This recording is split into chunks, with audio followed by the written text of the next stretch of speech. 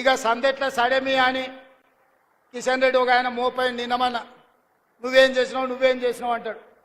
నువ్వేం చేసినావా? మరి నేను వచ్చి 12 నెలలు అయింది, మీ మోడీ 12 ఏళ్ళ నుంచి ఏం చేసినావు అంటే మా మోడీకి ఇంత పనులు చేస్తాడా? నేను ఏదైనా కష్టపడి కొట్లాడి చేస్తే అది మేమే ఇచ్చినామంటాడు. ఉదాహరణ వరంగల్లో ఇవాళ ఎయిర్పోర్ట్ తీసుకొచ్చినాం. నానా తిప్పల పడి ఢిల్లీకి వెళ్ళి నేను కూర్చొని వచ్చిన. కానీ కిషన్ రెడ్డి అంటున్నాడు లేదు ఆ ఎయిర్పోర్టు నేనే తెచ్చిన, మేమిచ్చిందే ఎయిర్పోర్టు మా మోడీ ఇచ్చిండు నేను తెచ్చిన అంటున్నాడు.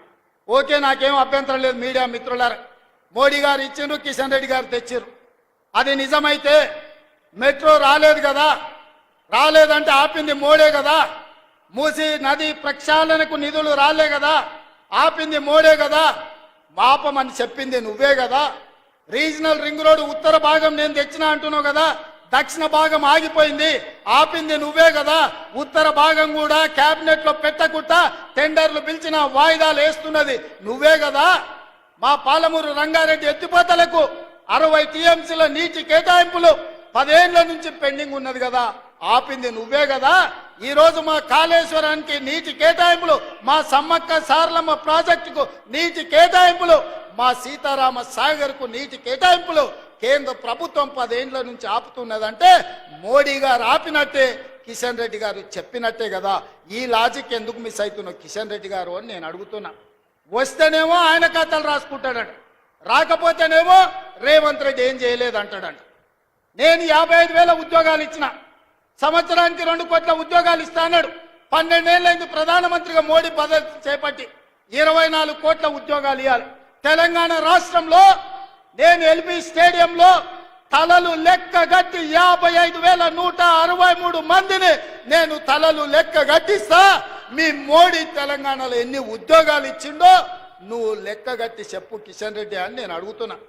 అయితే గీతే మోడీ ఇచ్చింది 2 బోడి ఉద్యోగాలు, ఒకటి కిషన్ రెడ్డికి, రెండోది బండి సంజయ్కి.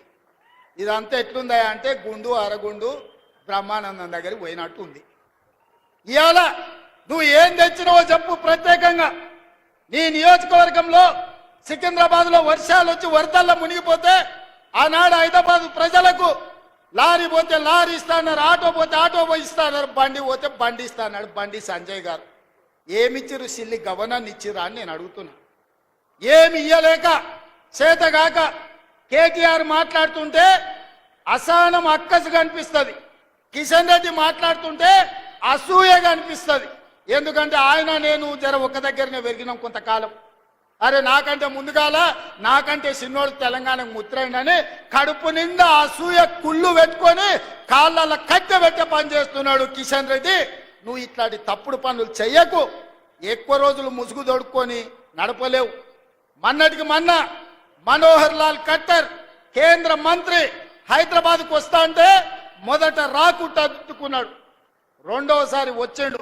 ఆయన పట్టణాభివృద్ధి శాఖ మంత్రి, విద్యుత్ శాఖ మంత్రి, గృహ నిర్మాణ శాఖ మంత్రి.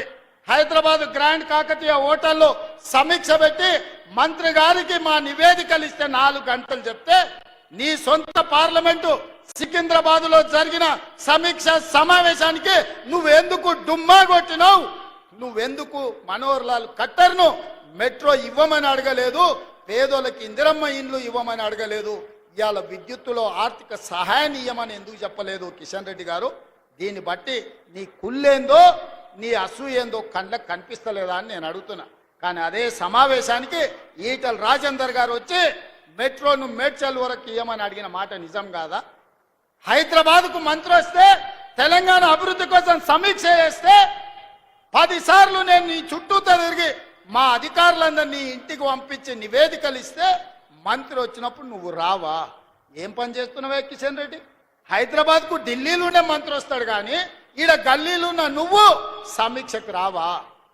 ఇది నీ బుద్ధి, నీ దుర్బుద్ధి తెలంగాణ సమాజానికి అర్థమైతలేదా? ఇంత కుళ్ళెందుకు కిషన్ రెడ్డి నీకు? కడుపు నిండా కుళ్ళు పెట్టుకున్నాడు బాగుపడ్డోనే ఉన్నాను చూసినావా కిషన్ రెడ్డి ఎప్పుడైనా? కుళ్ళుతోనే కృషించిపోతారు.